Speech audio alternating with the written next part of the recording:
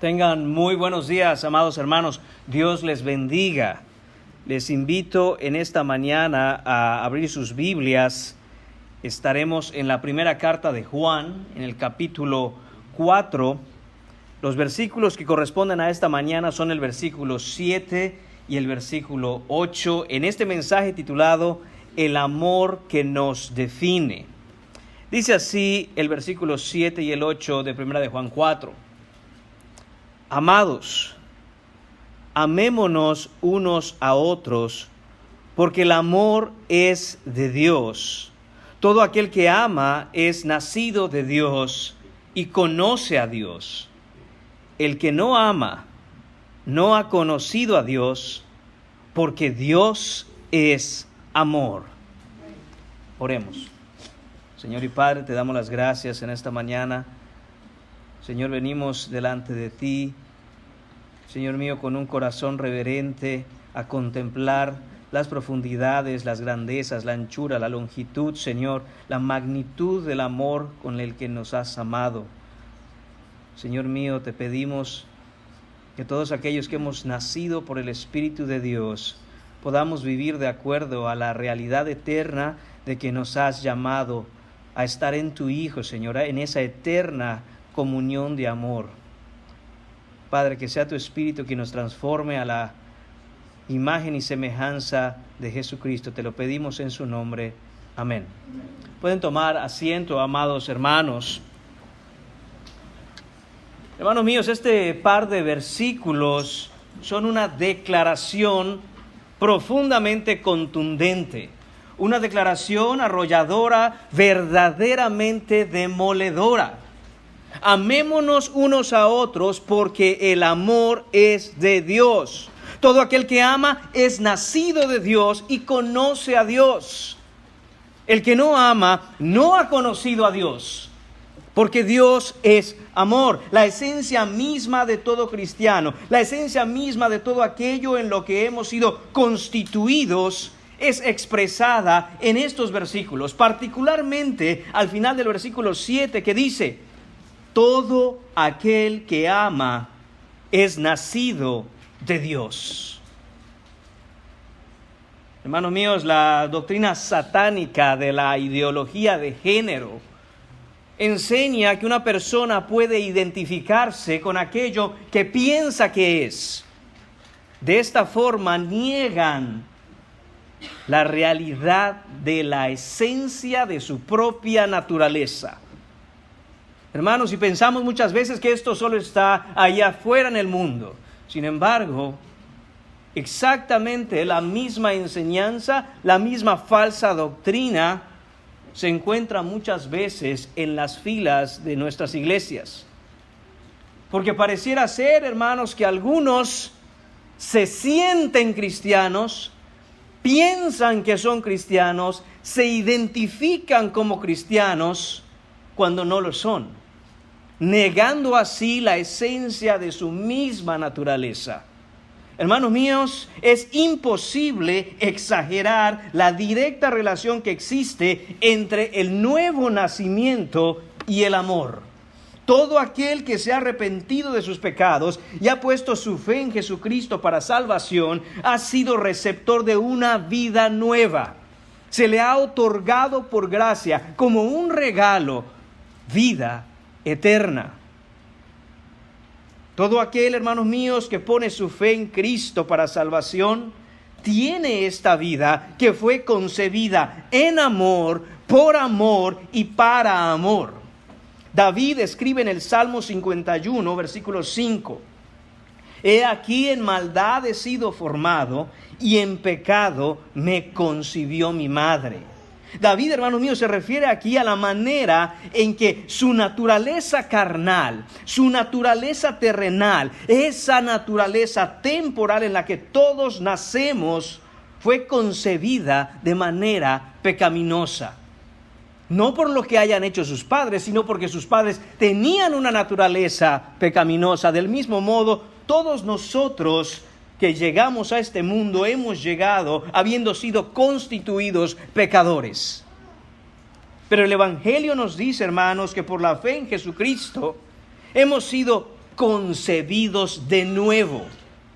Hemos nacido de nuevo en el Espíritu. Ese, hermanos míos, es el nacimiento, el renacimiento espiritual. Y es que, hermanos, estos dos extremos son polos opuestos. Mientras que nuestros padres terrenales nos concibieron en pecado, Dios nos reconcibió en amor. ¿Por qué es exactamente lo opuesto al pecado el amor?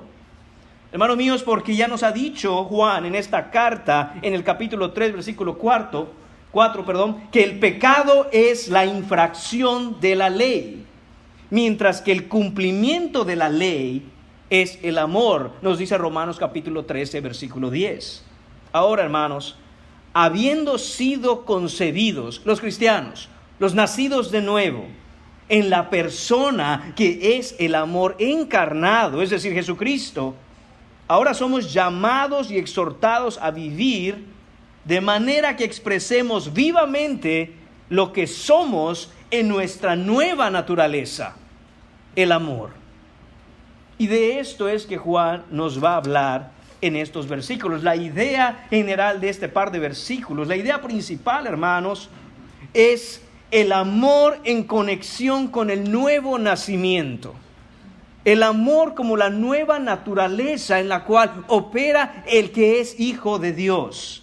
Ahora tiene una nueva familia, la familia de Dios. Ahora tiene nuevos hermanos, los hermanos en Cristo. Y debemos amarnos. Esta es la prioridad. Vamos a tener 3 puntos en esta mañana, hermanos. Y será la acción del amor. Después pasaremos a escuchar al autor del amor para finalizar con la ausencia del amor. Punto número 1 en esta mañana, la acción del amor. Este amor, hermanos míos, no es pasivo. Este amor es activo. El amor bíblico, a diferencia del amor del mundo, no es un amor contemplativo, no es un amor sentimental, sino es un llamado a la acción. El amor solo puede existir en movimiento, en acción, en actividad. Es dinámico, energiza, mueve. Dice la primera parte del versículo 7, amados, amémonos unos a otros. De nuevo, estamos acostumbrados ya a ver estas maneras en que Juan se dirige al pueblo de Dios y dice, amados. Y nos dice aquí, amémonos unos a otros. Esta palabra, amor, la raíz de esta palabra es la palabra agapeo. Es la forma más alta de amor. Hay otras palabras, hay otros verbos que se pueden emplear para expresar el amor. Por ejemplo, está la palabra fileo. Eso también bíblicamente en el Nuevo Testamento a veces se utiliza para expresar amor, pero es más bien un amor que tiene que ver con la amistad, con la hospitalidad, con la amabilidad. Y si bien es cierto que debemos practicar ese tipo de amor, Juan nos llama aquí a expresar agapeo, a expresar amor en su más alta forma cuando hablamos de los hermanos. Este amor es sacrificial, este amor cuesta. Este amor, hermanos míos, no ocurre por casualidad o coincidencia. Este amor es incondicional. No está basado en lo que haga el otro, está basado en aquello que yo soy ahora en Cristo y que me ha constituido como parte de la naturaleza misma de Dios, porque Dios es amor. Este amor es intencional. Este amor, hermanos míos, no va a ocurrir si nosotros de manera voluntaria, de manera efectiva, no ponemos en práctica lo que el Señor nos manda. Este amor, como hemos dicho ya, es una acción, es activo, mueve. Este amor, hermanos míos, está constantemente haciendo. Este amor, hermanos míos, es un amor desinteresado. Lo que quiere decir que no hacemos las cosas por lo que podemos recibir del otro, sino que es un amor que muere a uno mismo y que hace todo lo que hace en una humildad por ver el bien del otro. La esencia de este amor, hermanos míos, es buscar el bienestar del otro. Es un amor que va solo en un sentido. Y ese sentido y esa dirección es mi hermano. el otro, el que tengo frente a mí, el que tengo a la par, ellos son el objeto de este amor. El amor surge de aquel cristiano, de aquel corazón regenerado, que de nuevo ha sido constituido en una nueva criatura. Este amor, hermanos míos, no tiene en su camino hasta su dirección una vuelta en U que en algún momento nos permita decir que tiene que volver a nosotros. Muy por el contrario, el amor verdadero y desinteresado no está esperando ser amado, porque ya ha sido amado en Cristo Jesús, de tal manera que el que ama verdaderamente, de manera bíblica a su hermano, no necesita que le hagan algo, que le digan algo, que le demuestren algo para él demostrar amor. Él no necesita eso, porque lo ha recibido todo en su Salvador, porque lo ha recibido todo y está satisfecho en aquello que recibió de Dios. Quisiera tomar un tiempo, hermanos, para analizar un poco más profundamente esta palabra que aparece en la primera parte del versículo 7 que dice amémonos. Hemos hablado de la palabra amor o la raíz de este verbo que es agapeo. Sin embargo, Juan vuelve a mostrarnos o vuelve a hablar de esto de amar a los hermanos una vez más en su carta. ¿Cuál es la razón de que Juan quiera repetir este mandato, quiera repetir esta petición o quiera repetir este tema? Hermanos, para profundizar y preparar nuestros corazones para toda la sección que continúa hasta el versículo 21, en donde nos va a hablar de la naturaleza del amor de Dios y quién es Dios. Entonces, hermanos, debemos nosotros también profundizar en el análisis de esto que se nos está diciendo. Esa palabra amémonos, ese verbo amémonos es muy importante. Hermanos, no ha sido una coincidencia que el Antiguo Testamento haya sido inspirado por Dios utilizando el idioma principalmente hebreo, mientras que en el Nuevo Testamento se utiliza el griego. ¿Cuál es la razón, hermanos míos? La riqueza de significado en el idioma hebreo se encuentra en los sustantivos, en los nombres. Por eso usted ve que los nombres en el Antiguo Testamento son muy importantes, significan mucho, están ricos, están empapados de significado. Pero en el Nuevo Testamento el idioma es el griego. Y Dios soberanamente dio el idioma griego, desarrolló entre los hombres el idioma griego para utilizarlo en comunicar y revelar su voluntad para nosotros. ¿Y cuál es esa parte del idioma griego que es rico en significado? Los verbos. Los verbos comunican mucho en el idioma griego, es lo más importante en el idioma griego. Entonces, hermanos, vemos aquí que este amémonos, primero que nada, está en primera persona del singular. ¿Qué significa eso? En términos prácticos, hermanos, significa que eso se refiere a todos los creyentes. Si usted es creyente, usted está incluido en esta petición. Usted está incluido en este llamado a la acción. Si usted es creyente y ha nacido de nuevo, usted está mandado a amar a su hermano. Usted debe amar. Además, está en tiempo presente. ¿Qué significa que sea tiempo presente? Hermanos míos, quiere decir que esta acción se lleva a cabo siempre. Que esta acción es un hábito, que esto es 24 horas, 7 días a la semana y no hay un momento en que esto pueda parar. No hay una pausa, no hay dame un momento, no hay me agarraste en un mal día. El llamado a amar al hermano es siempre y es constante. Además, este verbo está en voz activa, lo que es, hermanos míos, precisamente lo que le da nombre a este punto, que es una acción. Hermanos, el amor que promueve el mundo es un amor de sentimientos. Por eso es que aquel que ama como ama el mundo, un día dice, se me acabó el amor. Porque ese amor era ficticio, porque ese amor no era real. El amor al que estamos llamados por el apóstol Juan es el amor agapeo y es un amor activo. Esto además, hermanos, este verbo, esta palabra amémonos, es subjuntivo, el modo es subjuntivo. Hermano, ¿y qué es eso? En términos prácticos es que expresa lo que se debe hacer, lo que es bueno delante de Dios. Una traducción literal de amémonos sería que nos amemos, hermanos. Eso es lo que nos está diciendo Juan.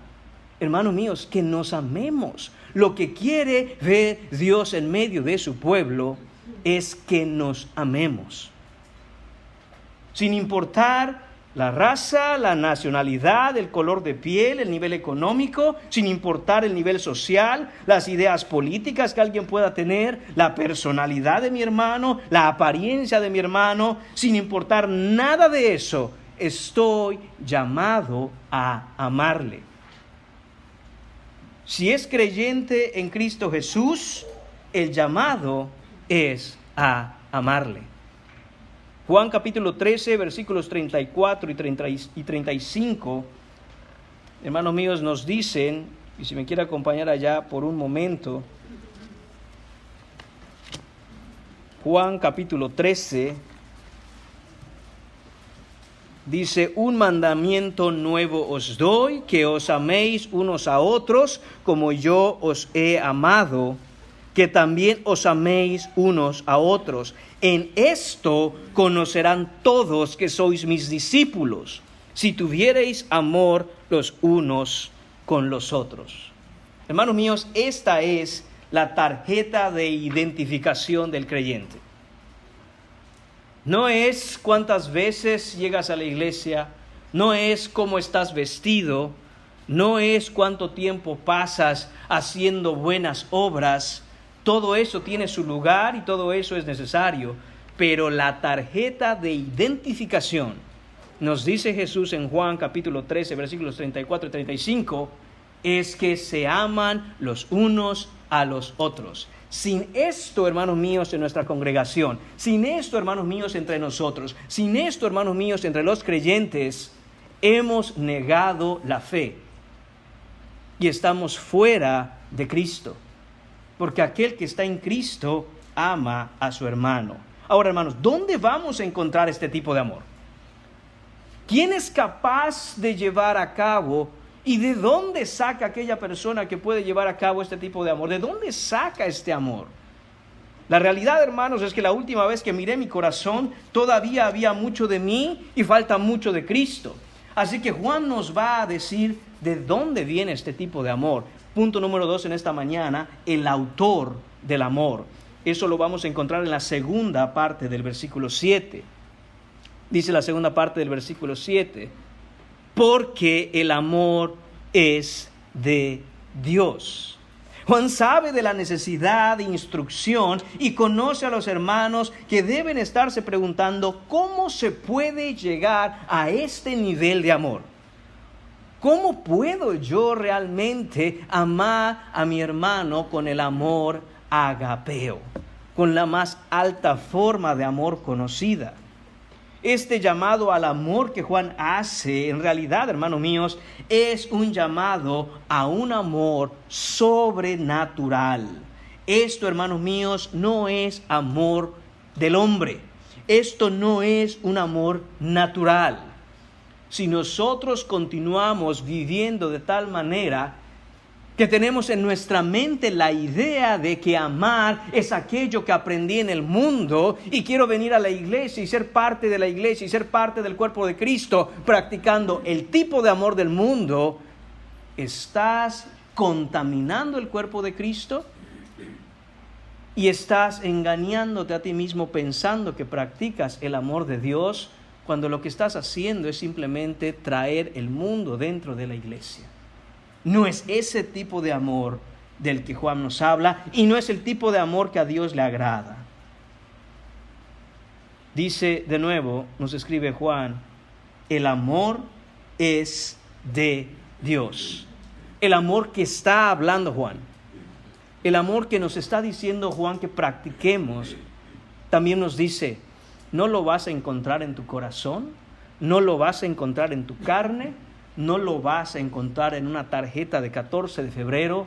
Esto no es romance, esto no es emoción, esto no es sentimiento. Este amor viene directamente de Dios. Dios es la fuente, Dios es el origen, Dios es el dador, el proveedor de este amor es Dios.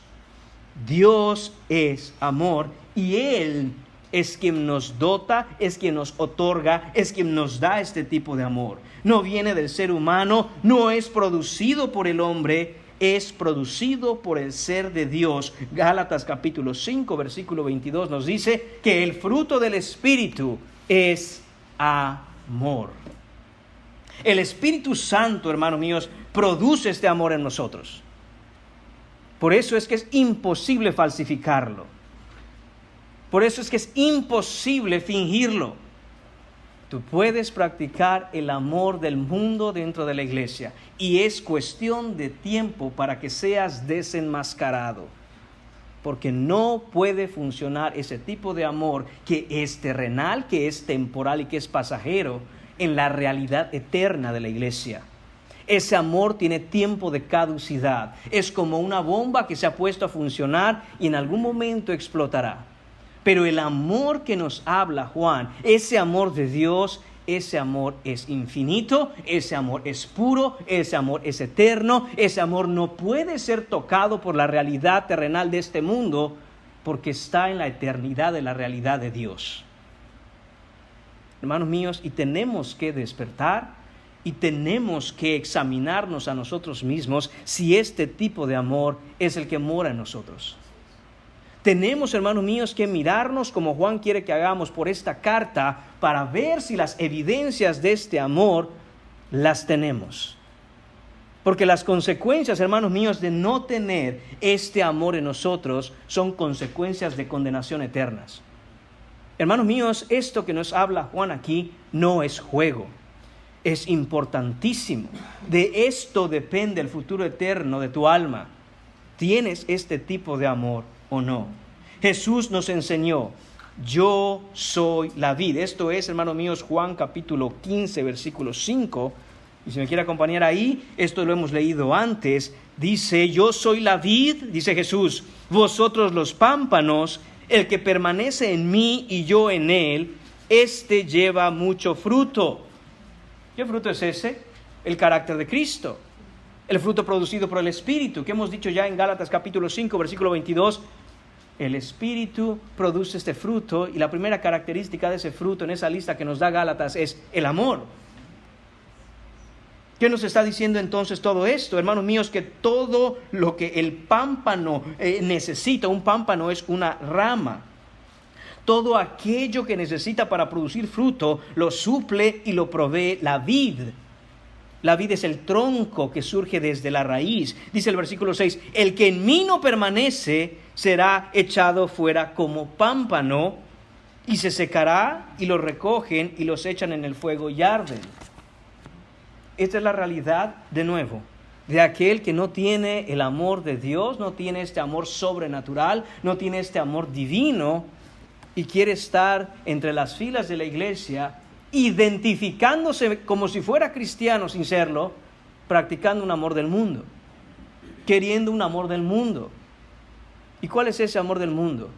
El amor del mundo es aquel que propuso Satanás en el jardín del Edén a Eva, cuando le dijo, tú serás como Dios. ¿Y qué significa eso? Que quieren estar sentados en el trono y decir, todo yo, todo a mí. Yo soy el centro del universo, no Dios. Es que a mí nadie me llama. Es que a mí nadie me manda un mensaje. Es que a mí no me saludan. Es que a mí, todo gira en torno a mí. Son los hermanos yo. Yo. No es el amor que nos está hablando aquí Juan, sino todo lo contrario. De nuevo, la dirección de este amor surge del corazón del creyente y se dirige hacia el otro. Es mi hermano. Es yo voy a llamar a mi hermano, yo voy a saludar a mi hermano, yo voy a conectar con mi hermano, yo voy a estar con mis hermanos. No existe en el corazón del verdadero creyente con este tipo de amor algo que pueda ofenderlo. Porque de nuevo, la realidad de este amor que se encuentra de manera eterna en la persona de Cristo está fuera de esta realidad y es intocable por este mundo. ¿Qué pudiera ofender al Hijo de Dios, hermanos míos? Cuando nosotros lo vemos en la Escritura siendo crucificado por soldados que perforaban sus pies y sus manos Y él miró al cielo y dijo: Padre, perdónalos porque no saben lo que hacen. Eso que movió la boca de Cristo a pronunciar esas palabras mientras era muerto en la cruz es el mismo amor y la misma naturaleza que un cristiano debe tener, de tal manera que cuando vive y mora y está entre sus hermanos, ¿qué pudiera ofenderlo? Cuando en Cristo ha recibido, hermanos míos, todas las bendiciones de la realidad eterna en Cristo. No me hace falta nada. Nadie me debe nada, no necesito de nada y nada allá afuera me satisface, porque mi satisfacción es Cristo. Hermanos, debemos desarrollar nosotros un claro entendimiento de esta realidad a la que hemos sido llamados. Y no solo hemos sido llamados, hermanos míos, hemos sido constituidos parte de esta nueva realidad que el mundo no conoce. Ser constituido, he estado mencionando mucho esta expresión, hermanos míos, quiere decir que nosotros ahora somos parte de algo que nos hace funcionar en ese todo, y como ahora estamos en ese todo, nosotros actuamos de acuerdo a la tal naturaleza de eso que conformamos. Antes fuimos constituidos pecadores por el pecado de Adán. El pecado entró al mundo. ¿Qué quiere decir? Que funcionábamos, operábamos, pensábamos, nos movíamos, todo, hermanos míos, en el pecado y para pecado. Pero ahora, por la fe en Cristo, que nos salvó con la vida de su Hijo, con la vida de Jesucristo fuimos salvados. Por su sangre derramada nosotros ahora somos hechos, nacidos de nuevo, y ahora somos hechos parte, de nuevo, constituidos en ese todo que Él es. Y ahora en ese todo que Él es, hermanos míos, nosotros debemos operar, funcionar, vivir, movernos de acuerdo a esa nueva naturaleza de la cual nos habla Juan. Eso es, ámense los unos a los otros. Sí, hermanos, hay espacio, desde luego y por supuesto, para una palabra de aliento. Por supuesto, hermanos, hay espacio para llevarnos de tal manera que nuestras palabras produzcan en otros esa edificación, esa gracia que damos a los creyentes, como nos dice Efesios capítulo 5. Pero recordemos que Juan nos ha dicho ya, no podemos amar solo de palabra, sino en espíritu y en verdad, de obra, en hecho, en acción y en verdad. Y eso es lo que nos está diciendo aquí Juan. Tenemos que movernos a esto. Tenemos que dejar de pensar, hermanos míos, que alguien nos debe algo. Te recuerdo, cristiano, que el que estaba en deuda eras tú, y Cristo pagó tu deuda. Nadie te debe nada. Cuando quitemos de nuestra mente esa idea de que somos víctimas, hermanos, empezaremos a avanzar como lo que realmente somos, más que vencedores en aquel que nos amó. Hermanos, no podemos seguir viviendo nuestras vidas diciendo que somos cristianos y no entender la realidad del amor a la cual hemos sido nosotros llamados y hemos sido constituidos a formar parte. No podemos crecer en el Salvador, mostrando el carácter de Cristo, creciendo, hermanos míos, en la persona que Él es y que se vea en nosotros. Si seguimos pensando que todo el mundo nos debe algo, si seguimos pensando, hermanos míos, que pobrecito de mí, si seguimos pensando, hermanos míos, es que no me tienen paciencia. Hermanos, no. Estamos llamados a poner esto en práctica y hacerlo pronto, hacerlo ya, hacerlo ahora, para la gloria de Cristo. Todo otro tipo de amor, hermanos, todo otro tipo de amor, el amor humano, es temporal. Ese amor temporal es un amor que es sombra, hermanos. Este amor que es un amor humano, temporal y terrenal, no es sustancia, no tiene peso en la eternidad. El amor humano tiene una fecha en la que ya no servirá. Se echará a perder, se dañará, se estropeará, se pudre, hermanos, desaparece y al final solo destruye. Mire nada más, una de las crisis más graves que tenemos en nuestra sociedad, no hablo solo del mundo, está incluida también ahí la iglesia, tristemente, es el alto índice de divorcios que existe. ¿Por qué se divorcia la gente? Pregúntenles a los que se divorcian. Y no importa lo que digan, todo va a llegar al mismo punto. Es que ya no siento lo mismo. Es que se me acabó el amor. Es que no es lo que yo pensaba. Es que ya no la amo. Es que ya no lo amo. Hermanos míos, eso va a llevar a consecuencias desastrosas. Despedaza corazones, y no lo digo románticamente. Despedaza la voluntad, despedaza quien tú eres, despedaza tu alma, el alma de tus hijos, despedaza una familia, puede despedazar incluso iglesias. Pero ¿cómo comenzó todo eso? Si ponemos la película en retroceso, llegaremos hasta el punto de inicio en donde esas dos personas se juraron amor. Pensaban que era amor, parecía amor, sentían que era amor, creían que era amor. Pero fueron engañados porque no conocen el amor bíblico. Solo conocen lo que el mundo les enseñó que era amor. Lo que las películas de Hollywood te dijeron que era amor. Lo que visten los demás que era amor. Lo que tus hijos aprenden en la escuela que les dicen esto es el amor. Pero no estamos en la palabra de Dios con los ojos abiertos para que Él nos diga, nos enseñe qué es el amor, y no solo eso, que seamos receptores por su gracia de lo que es verdadero y genuino amor.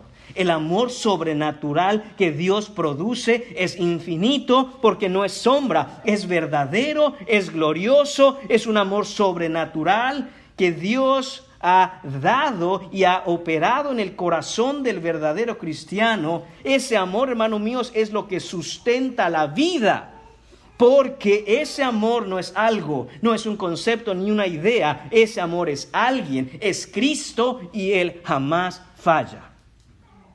Cristo jamás fallará. ¿Dónde vas a encontrar el amor? ¿En dónde vas a sentirte amado? ¿Dónde vas a encontrar la satisfacción que el amor está supuesto a darnos? Solo en Cristo. No hay otro lugar, no hay otra persona, no hay nada en este mundo donde puedas encontrarlo. Si no es en Cristo, es imposible conocer el amor. Por eso es que, hermanos míos, no se puede amar al hermano que tengo frente a mí, no se puede amar al hermano que está a la par de mí si yo no soy cristiano. Separado de Cristo es imposible. Es necesario que yo esté, que tú estés, que tú de manera personal estés. Deja de señalar dedos a este, a aquel. ¿Sabe por qué yo soy así? Por culpa de por culpa de mis padres, No. Hermanos míos, es mi responsabilidad como cristiano y es tu responsabilidad como cristiano tener unión y comunión con Cristo que sea genuina y verdadera. Porque para ser receptor de su gracia santificadora se necesita fe en Jesucristo. Y esa gracia santificadora debe estar de manera constante en mí. Nunca debo cortar el flujo del amor que fluye del corazón de Dios hacia mi vida, porque entonces no tendré amor para dar. Al menos no verdadero amor. Eso es lo que produce el amor en el cristiano. Un continuo manantial, hermanos míos, inagotable de amor.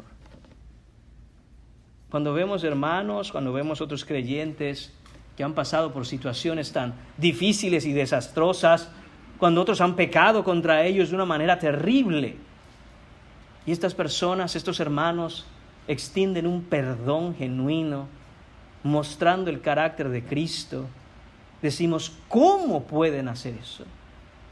Como aquella historia en donde una familia sale por la tarde, el esposo y la esposa en el vehículo con sus 6 hijos, una familia grande. Y un joven absolutamente borracho choca contra ellos y mata a todos, quedando solo el esposo. Y este hombre, después de enterarse que su familia completa ha muerto, va a visitar al muchacho que, estando borracho, chocó contra ellos, para orar por él y que no muera, para poder presentarle el evangelio. ¿Cómo puede hacer eso? ¿Acaso no tendría todo el derecho de odiar a este muchacho toda su vida? Pero él es cristiano. Pero él sabe dónde está su familia. Y su preocupación en ese instante es, ¿qué va a pasar con ese muchacho en el hospital si muere? Y ahí está, orando por él para poder presentarle y hablarle de la esperanza única que tiene todo ser humano. Ven a Cristo en arrepentimiento y fe para huir de la ira venidera. Ven a recibir una nueva vida. Este es el amor del cual nos habla Juan y nos dice, este amor es de Dios, este amor no es natural, este amor es el amor sin el cual el cristiano no es absolutamente nada. Pablo nos habla así de esta realidad, hermanos, en 1 Corintios capítulo 13. Usted debe estar muy probablemente familiarizado con este pasaje. Dice Pablo en 1 Corintios 13, versículo 1, si yo hablase lenguas humanas y angélicas y no tengo amor, vengo a ser como metal que resuena o címbalo que retiñe. Hermano, ¿qué es eso? ¿Qué es un metal que resuena? ¿Qué es un címbalo que retiñe? Hermano mío, se refiere a que cuando alguien hace música, la música tiene una armonía que encaja con otras notas de otros instrumentos en toda la sinfonía que se toca y es bella y agradable. Pero cuando se toca un instrumento sin ningún sentido, ¿de qué sirve? No sirve de nada, es el punto de Pablo aquí. Y dice además, versículo 2, y si tuviese profecía y entendiese todos los misterios y toda la ciencia, y si tuviese toda la fe de tal manera que trasladase los montes. Dice Pablo, usted puede conocer hasta la última coma que está escrita, igual que los fariseos. Usted pudiera tener quizá revelación directa de la mente de Dios. Usted quisiera conocer toda la ciencia y ser la persona más sabia que ha caminado sobre este planeta. Y sin amor, nos dice Pablo, no tengo nada, no soy nada. Versículo 3, y si repartiese todos mis bienes para dar de comer a los pobres, y si entregase mi cuerpo para ser quemado, y no tengo amor, de nada me sirve. ¿Sabes de qué sirven las buenas obras de un hombre inconverso? De nada. Muy por el contrario, lo condenan aún más, porque delante del Señor son trapos de inmundicia. Ahora, hermanos míos, en los versículos siguientes, Pablo va a empezar a darnos esta explicación, estas características de lo que es el amor. Y hermanos míos, de nuevo, si nosotros estamos pensando en el amor como un concepto, como algo abstracto, como una idea, como un sentimiento, entonces estamos perdiendo el punto. Todo lo que nos va a pasar a decir aquí Pablo son atributos de una persona. Y los atributos que están descritos a continuación, hermanos, son los atributos de la persona de Cristo. Pablo nos está hablando de quién es Cristo, tomando una de las cosas que lo distingue, su amor. Y entonces dice, el amor es sufrido. Pensemos en Cristo. El amor es benigno. El amor no tiene envidia. El amor no es jactancioso, no se envanece, no hace nada indebido, no busca lo suyo, no se irrita, no guarda rencor, no se goza de la injusticia, mas se goza de la verdad. Todo lo sufre, todo lo cree, todo lo espera, todo lo soporta. El amor nunca deja de ser. Estamos viendo a Cristo, hermanos. Estamos viendo a Cristo. Aquel que todo lo sufrió, todo lo soportó. Hermanos míos, tenemos que entender que si Dios nos ama, y Dios nos ama a todos aquellos que estamos en Cristo, no nos ama porque fuimos salvados por Cristo. Fuimos salvados por Cristo porque nos ama. Antes de la fundación del mundo nos amó. Aun cuando nosotros estábamos en nuestros delitos y pecados, muertos, Él nos amó y nos dio vida. Y esto es lo que Pablo quiere que veamos. Este amor no es una clase de amor como el mundo lo conoce. es otro tipo de amor. Este amor, hermanos míos, en el Evangelio no funciona, no se mueve, no opera en una realidad en donde viene a traer de alguna manera una medicina para aquellos corazones enfermos. El verdadero evangelio, el evangelio bíblico, no es una medicina de hospital. Es impartición de vida en un cementerio. Estabas muerto y Dios en su amor te dio vida en Cristo Jesús. Y hermanos, si no entendemos esto de nuevo, si no nosotros podemos poner nuestra mirada, hermanos míos, de tal forma que las sombras, que las imágenes, que las fachadas frente a nosotros de la temporalidad de este mundo nos cieguen, hermanos, si no podemos quitar eso, seguiremos viviendo y seguiremos actuando y hablando y diciendo y moviéndonos, tratando de vivir una vida de iglesia y de cristianos, hermanos míos, que es solo sombra, que es solo, hermanos míos, una neblina que de pronto desaparece. Continúa Juan, regresando, hermanos míos, a 1 de Juan capítulo 4, y dice: todo aquel que ama es nacido de Dios y conoce a Dios. Todo aquel, hermanos míos, significa que no hay excepción. El que tiene este amor que es de Dios, entonces dice, este es el que ha nacido de Dios. El que no tiene este tipo de amor, ni conoce este tipo de amor por sus hermanos, por la iglesia, por el Señor, por su palabra, ese no es de Dios. No es de Dios. No puede ser de Dios. Eres un transcristiano. Si te identificas como cristiano, pero no tienes la naturaleza del amor divino que viene de Dios en ti. Pero yo me identifico como tal. Pues tú te puedes identificar como un pájaro si quieres. Y puedes tirarte de un árbol a ver si vuelas. Y te vas a matar. Porque no tiene que ver con que tú te identifiques como cristiano. Tiene que ver con que tú seas verdaderamente cristiano. Hermanos, y qué difícil es hacerle entender a una persona que siendo hombre se cree mujer. Y se viste como mujer. Y quiere que la llamen que es una mujer. Y se cambia el nombre y dice, ahora llámeme así porque yo soy mujer. Y le dices, y parece que mientras más le dices, más se aferra a la mentira de que siendo un hombre y habiendo nacido hombre como Dios lo constituyó, se cree mujer.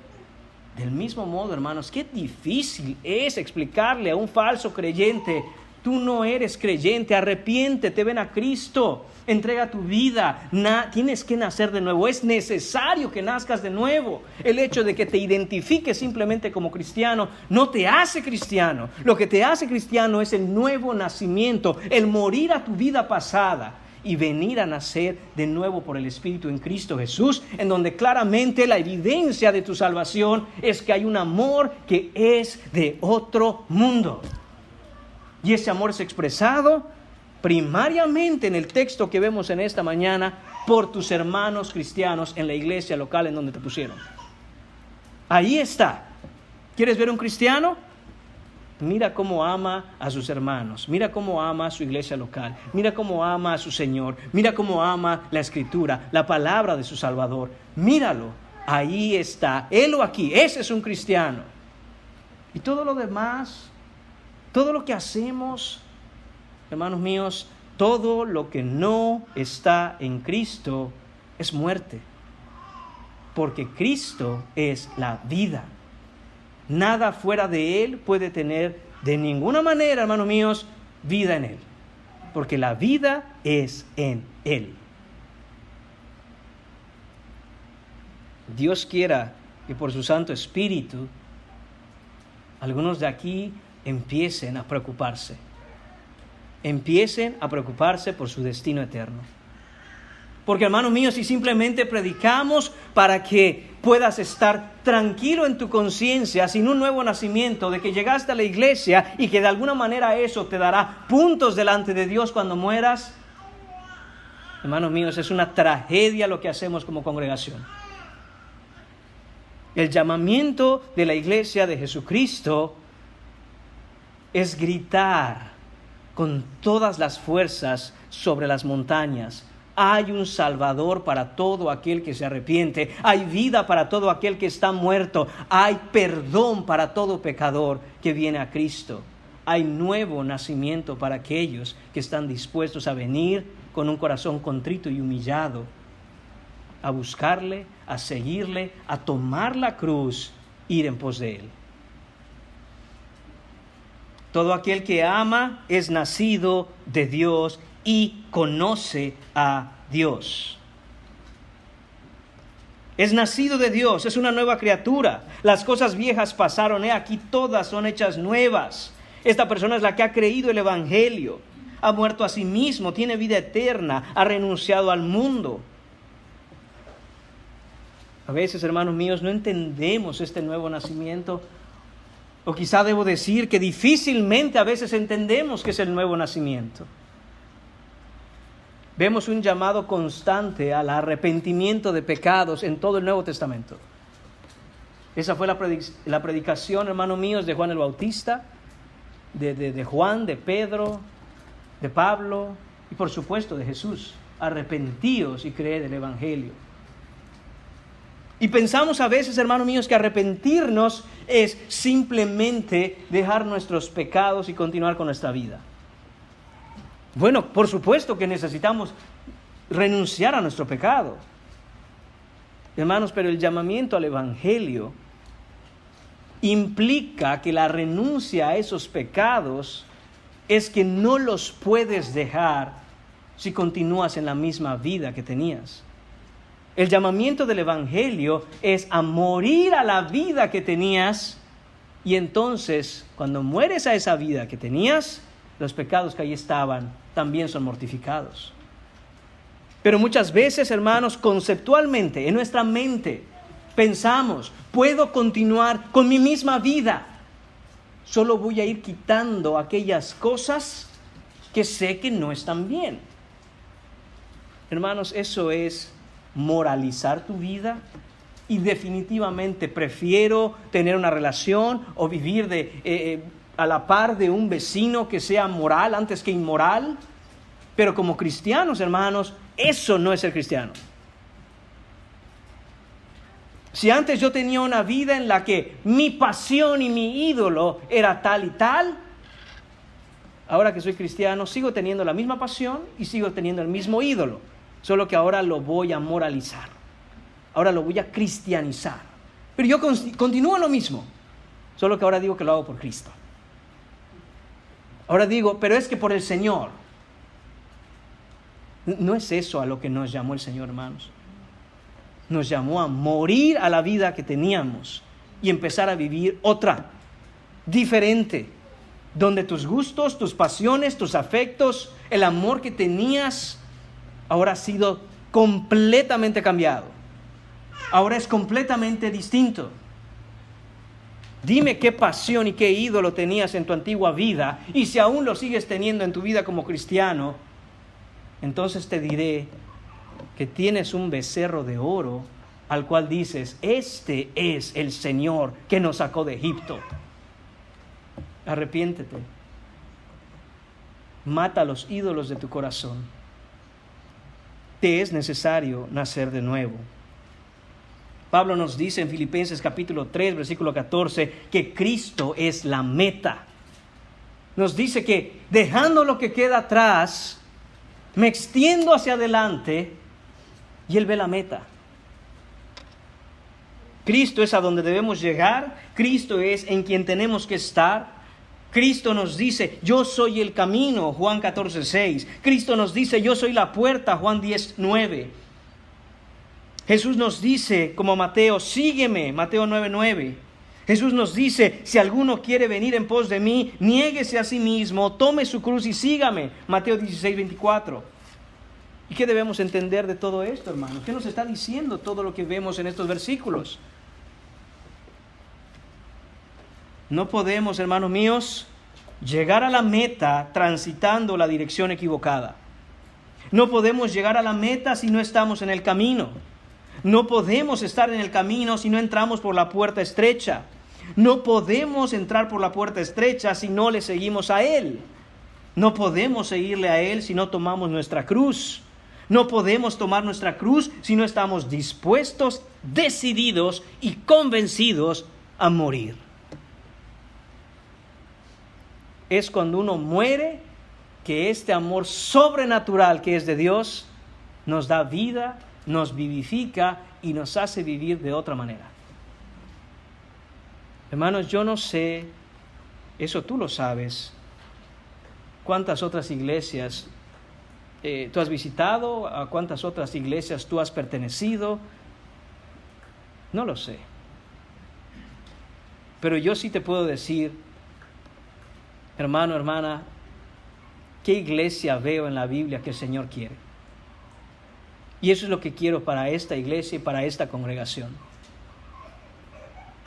Que con la mirada de Dios, con los lentes que el Señor puede darnos a través de su Escritura, veamos qué congregación quiere el Señor.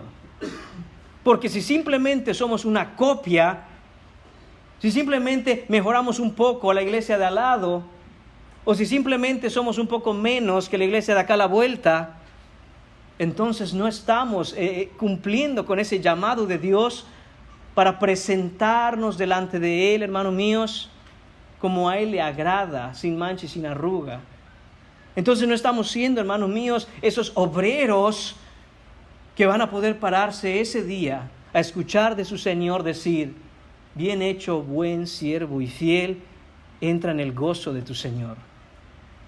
Seremos de aquellos que correremos avergonzados a pesar de nuestra religiosidad. Seremos aquellos que correremos avergonzados porque nuestra esperanza nunca estuvo en Él.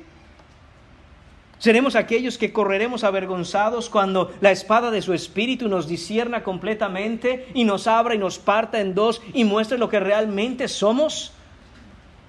Hermanos míos, este es el amor que necesitamos, y nos dice Juan, de regreso a primera de Juan, no solo que aquel que ama es nacido de Dios, sino que dice, este conoce a Dios.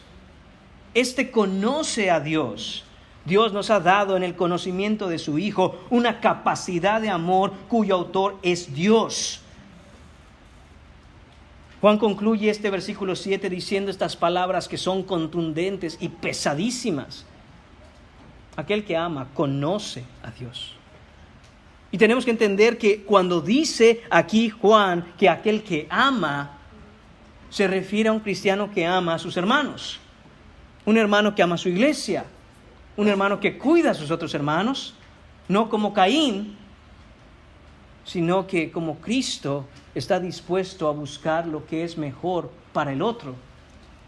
Esto, hermanos míos, no debemos confundirlo con aquellos que muchas veces, sin ser creyentes, pudieran manifestar de alguna manera cierto amor, entre comillas, por otros.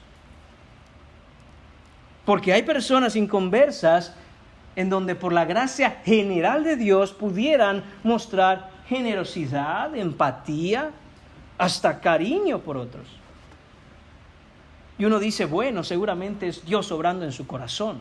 La única manera en que Dios obra en el corazón del hombre es por el Evangelio. Sin Evangelio, lo que estás viendo es carnalidad y, como dije, es pasajero, es sombra, no es real. Porque esas muestras de amor, esas muestras de empatía, esas muestras incluso de ayuda de un creyente, cuando son hechas hacia otro no creyente, lo que nos confirman es precisamente, hermanos míos, que pertenece a otra familia. Porque esas mismas obras de caridad, esas mismas obras, hermanos míos, de alguna manera de cariño, de empatía, de afecto por los del mundo, esas obras son incapaces ellos de hacerlas por el cuerpo de Cristo y por la iglesia. Son incapaces. Es más fácil extender la mano al inconverso porque él es inconverso. Y al final de cuentas eso lo toma esa persona como algo que dice, mira qué bueno soy. Pero son incapaces de venir a la iglesia y hacer exactamente lo mismo por otro cristiano, en amor genuino y desinteresado. Entonces, hermano, no confundamos esas cosas. Juan nos está hablando aquí del amor de un creyente por sus hermanos, por su iglesia local, por otros creyentes. Y sí, estamos llamados también, hermanos míos, a amar a los perdidos, por supuesto. Pero no es el punto de Juan aquí. El punto de Juan aquí, recuerde, es hacer esa clara distinción entre aquellos que eran falsos creyentes y falsos hermanos, los gnósticos, y aquellos que eran verdaderos creyentes en el Señor. Y dice, así los van a identificar. Mírenlos. Este amor, hermanos míos, esta salvación a la que Cristo nos ha llamado, es, hermanos míos, una medida de conocimiento. A veces desconectamos completamente que la salvación y el evangelio tienen que ver con el conocimiento de una persona.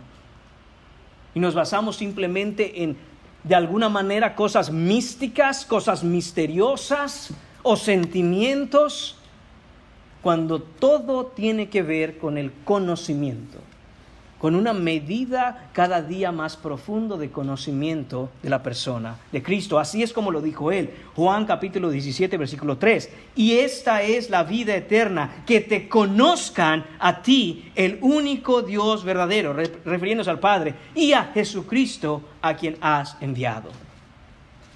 Esa es la vida eterna. Conocimiento.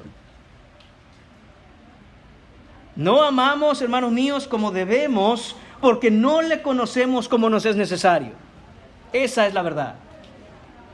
En cada momento, en cada instante y cada vez que yo como cristiano fallo en amar a mis hermanos, fallo en amar a mi cónyuge, fallo en amar a mis hijos, la razón es esta: no le conozco como me es necesario conocerle.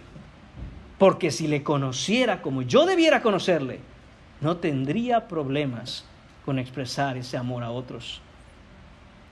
Mientras más crecemos en esa medida de entendimiento, mientras más me relaciono con Cristo, con su persona, más y mayor es también la medida en que nosotros menguamos a nosotros mismos y Él crece en nosotros de tal forma que podemos mostrar el amor, y es claro para los demás que amamos como Él ama. Si Él no crece en nosotros, si no menguamos a nosotros mismos, si no desaparecemos nosotros, es porque no le estamos conociendo. Esto tiene que ser, hermanos míos, un conocimiento experiencial. Estos no son datos cognitivos. Esto no es como entrar al internet y poner en Google algo, y como hay una cantidad inimaginable de datos en el internet, ahí se encuentra el conocimiento. No, no se trata de eso. Se trata del conocimiento de una persona a través del corazón. No solo con la mente, no es solo la cabeza. Y algunos pueden llenar su cabeza con datos acerca del Salvador. Pero eso no salva ni jamás ha salvado a nadie. Si no, mira todo lo que Cristo dice acerca de los fariseos. Algunos se quedarán, hermanos míos, a 40 centímetros de entrar al cielo. Esos son como unas 15 pulgadas. ¿Sabe por qué? Porque el conocimiento del Salvador lo tenía en la cabeza, pero nunca llegó al corazón. 40 centímetros hacen la diferencia. Si no le conocemos verdaderamente con un corazón regenerado por el Espíritu, estamos fuera. No importa qué tan cerca estemos de la entrada. ¿Y qué debo hacer entonces? Es necesario nacer de nuevo. Es necesario, hermanos míos, clamar, ponerse en rodillas, quebrantar nuestros corazones, suplicarle a Él que te salve. Suplícale, derrama tu corazón, llora, clama y dile: no me levanto hasta que me salves, porque tú eres el que puede hacerlo, yo no puedo. Porque mi vida, como la veo, es muerte. Pero yo sé, Jesucristo, que tú tienes vida eterna para todo aquel que te la pide. Y sé que tú no echas un corazón contrito y humillado. No soy yo, Señor, eres tú. Cámbiame, transfórmame, hazme como tu Hijo. Eso es lo que tenemos que hacer, hermanos. Este es el autor del amor. El autor del amor no cierra su mano en amor a todo aquel que quiere recibir verdaderamente de su amor. Punto número 3, la ausencia del amor. Versículo 8. Dice el versículo 8, el que no ama no ha conocido a Dios porque Dios es amor. De nuevo, una frase demoledora. El que no ama, se refiere al amor que está ausente en aquellos que dicen ser hermanos. Es un amor que es completamente ausente por la iglesia, por el cuerpo de Cristo, por otros creyentes. Esta persona piensa en sí misma. Quizá pudiera tener algún tipo de amor por muchas cosas, pero no por los hermanos, no por los cristianos, no por la iglesia. Hermanos, a veces pensamos cuando vemos este texto que los únicos que pueden amar son los cristianos. Y con el amor de Dios, por supuesto, solo los cristianos pueden amar así. Pero usted sabe que el inconverso, el no creyente, también ama. Y cuando ama, ama con todas sus fuerzas. Ama tan con todas sus fuerzas, hermanos míos, que ellos están dispuestos a morir por lo que aman. ¿Saben qué cosa aman ellos? Su pecado. Aman su pecado. Y lo aman tanto y tan profundamente que cuando les presentas el Evangelio y les dices que si no dejan de amar eso que aman, que es el pecado, acabarán en condenación eterna. Y ellos dicen, pues que así sea, pero yo no voy a dejar de amar lo que amo, por ese tu Cristo. Y si un inconverso, hermanos míos, es capaz de amar de esa manera su pecado, al punto de que no le importa ir al infierno, con tal de amar lo que ama, ¿qué se espera del cristiano que conoce al Salvador? ¿Qué se espera de aquel que ha sido amado antes de la fundación del mundo, con un amor eterno, incomprensible, que es fuera de este mundo? Hermanos, no se espera menos, se espera mucho más. Chequémonos, hermanos, examinémonos. ¿Qué pasa? ¿En qué momento tú dejaste, si es que en algún momento tuviste este sentir en tu ser, en qué momento perdiste la pasión, perdiste la satisfacción de amar a tu Salvador, amando a tus hermanos? ¿En qué momento lo perdiste? O digo más, ¿alguna vez has tenido ese sentimiento? ¿Alguna vez has sentido eso en tu interior? Que no se quedó simplemente como un sentimiento, sino que te movió. Que hubo algo que te empujó a estar con tus hermanos, a amar a tus hermanos, a estar en tu iglesia local, a estar en la Biblia, a estar en oración, a renunciar a tu pecado, a ser transformado por él. El principio del amor, hermanos míos, puede verse aún entre los inconversos. Lo que hace la diferencia es en qué dirección ama, qué es lo que ama, cuál es el objeto de su amor. Por eso esta predicación se llama el amor que nos define. Aquello que es el objeto de tu gran pasión, aquello que es el objeto de tu gran amor, define quién eres. No te engañes. Eso define quién tú eres. Juan nos dice, aquel que no ama no ha conocido a Dios. Juan es claro, hermanos, Juan es directo, sin rodeos. Juan es categórico, es dogmático, no hay puntos medios, no hay áreas grises, es blanco o negro. El que ama es de Dios y conoce a Dios. El que no ama con este amor no conoce a Dios ni es de Dios. Hermanos, es que no podría yo agregar nada. Es como que Juan dice, miren, lo voy a dejar lo más claramente posible para que no hayan peros, para que no hayan vueltas, para que no se diga, bueno, es que si lo entiendes así puede haber... No, es claro y directo. Esto es lo que Juan nos pide. Esto es lo que Dios nos pide a través de Juan. El que no ama al pueblo de Dios no ha nacido de nuevo. El que no ama al pueblo de Dios no es de Dios. El que no ama al pueblo de Dios no es salvo. El que no ama al pueblo de Dios no conoce a Dios. Quizás sabe algo acerca de Dios, pero no le conoce.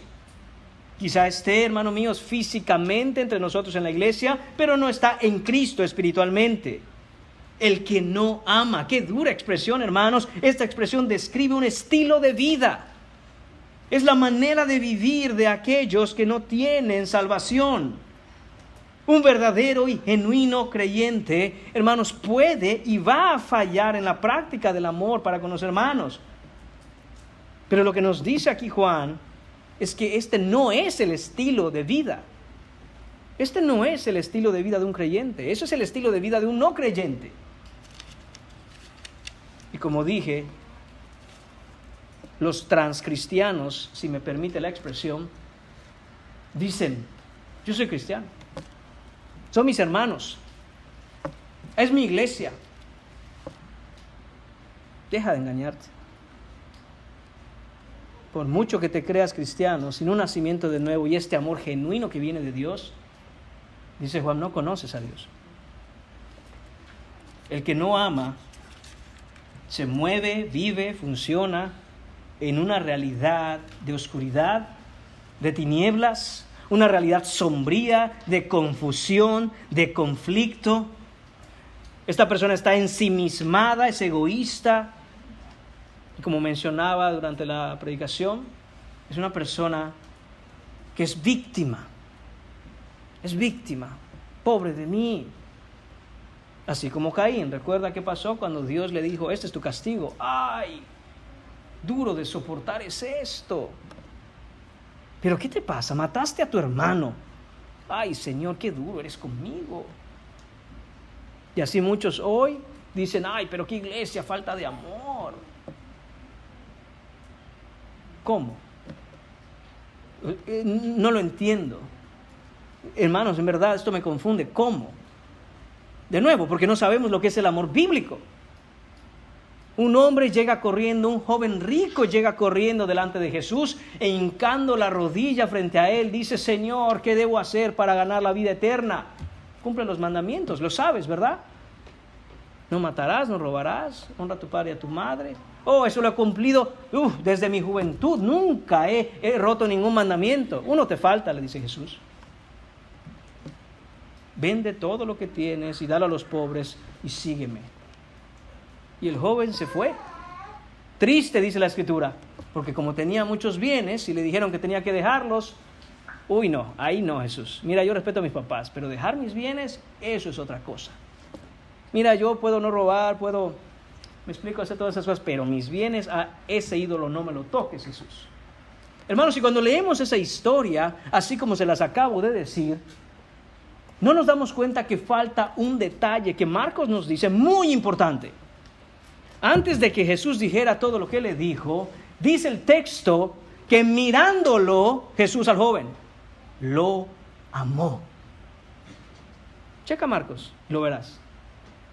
¿Y qué hizo él en amor? ¿Qué hizo Jesucristo, que es el amor encarnado por este joven? Le señaló su pecado y lo llamó al arrepentimiento. Y cuando este joven dijo, así no, se dio la vuelta triste y se fue. Yo no veo a Jesús suplicándole detrás de él, ay, no te vayas, mira, fui muy duro, ay, perdóname, no quería hacerte sentir mal, ven acá con los muchachos, no. Más bien, los discípulos de Jesús quedaron, hermanos míos, pudiera yo decir, hasta espantados de esto que vieron. Preguntándole a Jesús, ¿y quién entonces será salvo? Jesús, si así les vas a predicar. ¿Qué dijo Jesús? Esto es imposible para el hombre. Es decir, no importa lo que hagamos humanamente para hacer sentir al pecador bienvenido. Si no es por el evangelio, no va a ser salvo. Si no es por la renuncia de su pecado, no va a ser salvo. Si no es porque muera a sí mismo y nazca de nuevo, no va a ser salvo. Hermanos, ¿quién puede culpar a Jesús de estar falto de amor? Y sí, Jesús alimentó a los pobres y expresó amor. Y expresó amor, hermanos míos, cuando sanó leprosos, cuando dio la vista a los ciegos. Y sí, hermanos, cuando multiplicó los panes y los peces, expresó amor. Así como expresó amor cuando enseñaba, cuando reprendía. Y cuando se metió al templo y agarrando un látigo, volteó mesas, volteó todo lo que había ahí y los sacó de ahí. Porque Jesús nunca se apartó de su naturaleza y de sus atributos. Es decir, nunca hizo nada que no lo contuviera Él en su plenitud. Y todo lo que hizo, lo hizo en amor. Y hermanos, y es lo que nos dice este texto. Dice que el que no ama no ha conocido a Dios, porque Dios es amor. Y voy a finalizar, hermanos, la predicación con esta frase que es, hermanos, riquísima en significado. Pudiéramos tener una serie dentro de esta serie hablando solo de esto que dice el final del versículo 8. Dios es amor. Dios es amor, hermanos míos, es uno de los atributos de Dios. Dios es amor, hermanos míos, amor como una característica esencial de la persona de Dios, en donde está conectada y contenida toda la realidad de nuestro Dios trino. ¿Por qué, hermanos míos? Porque todo lo que Dios es, ha sido siempre. Dios es amor y nunca dejará de ser amor. Dios es amor y no va a haber un momento, no hay un instante en donde Él se pueda cansar de ser lo que es y diga, ya no les voy a amar porque ya me cansé de amarles. No, hermanos. Todos los atributos de Dios se conectan de una manera maravillosamente armónica que no podemos siquiera imaginar. De tal forma, hermanos, que cuando Dios expresa uno de sus atributos, todas las acciones que se derivan de ese atributo están conectadas con toda la persona de Dios. Y eso es bueno. ¿Sabe por qué el amor de Dios es un amor digno de ser confiado? Porque otro atributo de Dios es su fidelidad. Y cuando Dios ama, ama fielmente. Y su fidelidad es una fidelidad amorosa. Dios, hermanos míos, es justo. Y qué bueno que sea así. Porque cuando ama, ama con justicia. Y su justicia es una justicia en amor. Cuando vemos que Dios, dice aquí, es amor. Qué maravilloso que también sea el Todopoderoso.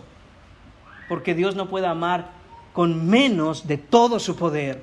Me ama con todas sus fuerzas. Y qué bueno que sea amor. Porque el Todopoderoso va a hacer cosas en ese poder que van a ser movidos por amor. Todos los atributos de Dios en esta frase, hermanos. Y aún más, el punto que quiere hacer aquí Juan no es solo decirnos que uno de los atributos de Dios es amor. Esto está conectado con lo que estamos hablando del nuevo nacimiento como evidencia del cristiano. Uno de los atributos de Dios, además del amor, de la justicia, de la omnipotencia, de la omnisciencia, es su inmutabilidad. Es decir, que Dios no cambia. Hermanos, yo sé que acá hay muchas palabras, no quisiera que se me pierdan. Dios no cambia. Lo que quiere decir que siempre ha sido igual. No solo eso, hermanos, Dios es eterno. Quiere decir que siempre ha sido y siempre será. Y cuando vemos que dice que Dios es amor, ¿a quién amaba Dios antes de crearnos a nosotros y crear todas las cosas? Porque un amor que es para sí mismo no es amor, por definición de todo lo que Juan nos ha dicho. Oh, hermanos, porque tenemos un bendito Dios trino. Porque el Padre siempre ha amado al Hijo y el Hijo ha amado al Padre. Porque el Padre siempre ha amado al Espíritu Santo y el Espíritu Santo ha amado al Padre. Porque el Espíritu Santo siempre ha amado al Hijo y el Hijo ha amado al Espíritu Santo. En una armonía perfecta desde la eternidad pasada, esa perfección del amor, hermanos míos, es eterna. No puede ser dañada, no puede ser detenida. Hermanos míos, es absolutamente perfecta. ¿Y qué tiene que ver esto con nosotros? Lo maravilloso, hermanos, es que no tiene nada que ver con nosotros. Porque si nosotros tuviéramos que ver algo en ese amor que la Trinidad expresa, ya la habríamos arruinado. Y a veces pensamos, hermanos míos, que cuando Dios nos dice, les amo, y nosotros le amamos a Él, como si nosotros pudiéramos tener una relación aparte de esa relación de amor en la Trinidad. Hermanos, eso es imposible. Eso es imposible. No tenemos, hermanos míos, una relación con Dios de amor aparte del amor que hay en la Trinidad. De tal forma, hermanos, que cuando Dios vemos que nos dice la Biblia con tanto amor, con qué amor eterno nos amó el Señor, nos está diciendo que el amor expresado desde la eternidad y por la eternidad entre el Padre y el Hijo, que es perfecto, ahí por la sangre de Cristo fuimos incluidos en ese amor y experimentamos el amor que hay entre ellos dos. No es un amor que viene de mí, no es un amor que Dios me da aparte de amar a su Hijo, me lo da en su Hijo. Y no es un amor que de pronto surgió, sino que ha sido así desde la eternidad, es infinito, es incomprensible. Hermanos míos, no tenemos cabeza para nosotros descifrar o discernir esta clase de amor. Lo que sabemos es que esa es nuestra esperanza. Que ahora por la fe, por el arrepentimiento, hemos sido incluidos en esa relación de amor en la Trinidad. Y por eso es que podemos decir con confianza, somos amados por Dios.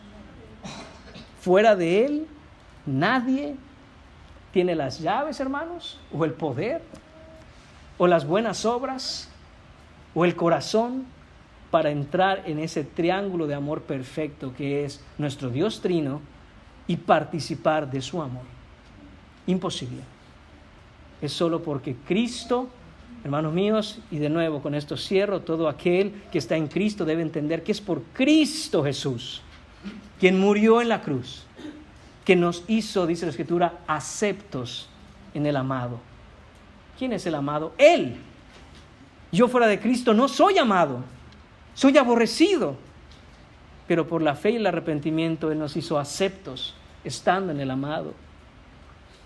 Y no nos ama Dios con un amor diferente del que ama a su Hijo, sino con ese amor que ama a su Hijo. Nos ama al estar nosotros en Él. Si eres cristiano, si eres creyente, mira a Dios. No despegues tus ojos del Señor. Permanece en Dios. Apóyate en Dios por su Espíritu. Sé transformado por Dios.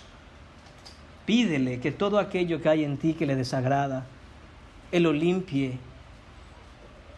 Que te muestre todo pecado oculto y lo quite. Y si no eres creyente, humíllate ante la poderosa mano de Dios. Renuncia a tu orgullo, renuncia a tus propias fuerzas, renuncia a tu vida y ven a recibir vida. Porque la verdadera vida solo se encuentra en el Salvador. Hermanos, yo sé que es muy fácil enseñar esto. El desafío es practicarlo. Pero solo puede ser hecho por la gracia de Dios en el poder de su Espíritu. Y eso solo puede recibirlo aquel que cree. Aquel que por la fe ha puesto su vida a los pies del Salvador para que Él dé vida a todo lo que esté muerto. Oremos, hermanos míos. Señor y Padre, te damos las gracias por tu palabra, te damos las gracias, Señor, por este incomprensible e indescifrable amor con que nos has amado, un amor al que nadie tiene acceso, Señor, sino por tu Hijo Jesucristo. Gracias, Señor, porque no nos diste las migajas de tu amor, no nos diste un amor genérico, no nos diste una copia del amor de tu Hijo, sino que en ese manantial de amor que derramas sobre la persona de tu precioso Hijo, Señor. Ahí nos pusiste, Señor, y nos empapaste de tu amor. Gracias, Señor.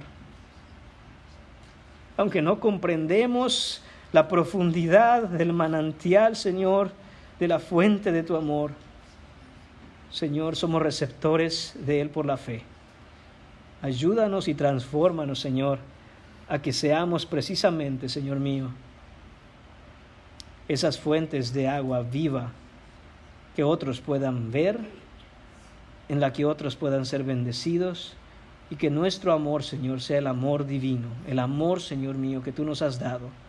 Ayúdanos a amar a nuestros hermanos, ayúdanos a amar a nuestra iglesia, ayúdanos, Señor, y pon en nosotros ese amor divino, Señor, para que habiendo nacido de nuevo, Señor, podamos gozarnos en nuestra salvación. Te lo pedimos en el nombre de tu Hijo Jesús. Amén.